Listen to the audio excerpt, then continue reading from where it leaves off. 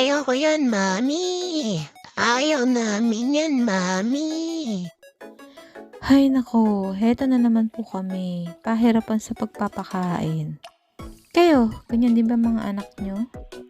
Uy, buti na lang may pet meal companion na ang Casual Pet. Ito ay appetite stimulant. Meron siyang 4 flavor: chicken, shrimp, beef, at salmon.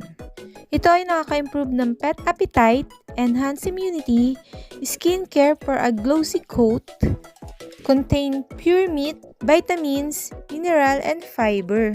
Mga mamis, pwede nga pala ito sa dog and cats.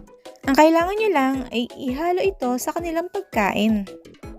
Para maging healthy at malakas kumain ang ating mga babies, please check my yellow basket or my comment section.